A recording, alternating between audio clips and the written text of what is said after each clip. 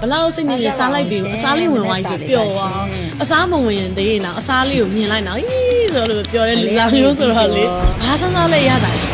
စားတော့စားလိုက်လေအကုန်ကြိုက်တယ်မကြိုက်တဲ့စားမရှိဘူး ဒါလေးကဆလတ်ရွက်တော့ဒါလေးကခန်းဒီပြုံးနဲ့ငပိချက်ပါဒါလေးကကစုံရိုးနေကြော်လေးပါရှင်သမင်းနဲ့ဟင်းနေရတော့ဆလတ်ရွက်တုတ်ကလေးကအာလူရဲ့ကြာဆန်ရဲ့မြေပဲဆန်လေးရဲ့ထောင်းပြီးတော့ဆလတ်ခရီးညက်ပြီးတုတ်ထားဘာပါ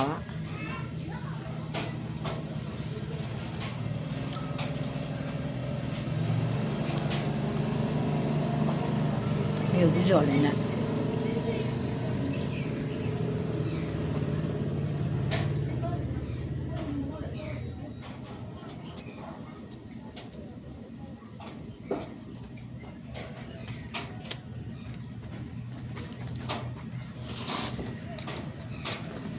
ဘယ်လိုမျိုးနေရကျမ်းမာရေးအတွက်ကောင်းတယ်ဆိုတော့ကစုံရဲ့ဆန်တူတူကစုံရဲ့နေပြီးကြော်စားဆန်ဒီပြုတ်မပြီးကြလိမ့်မယ်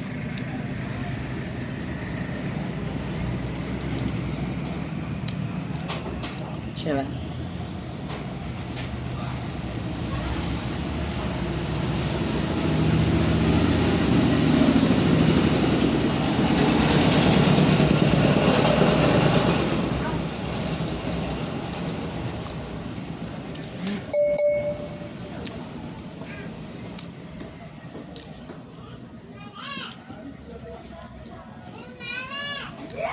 ဝတ်သားကိုရိုးကြွားတဲ့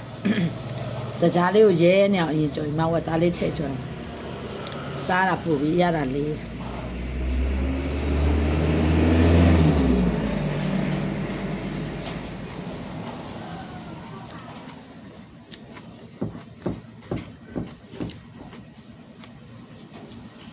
ဆလာရတော့ကအိမ်ကိုညအိတ်လာလဲတဲ့လူတိုင်းကိုကျွေးရစားဘူးတဲ့ဆိုရင်ကြိုက်တယ်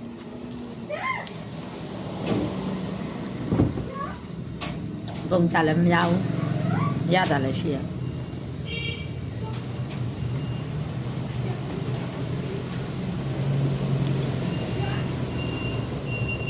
စားကြပါအောင်ရှင်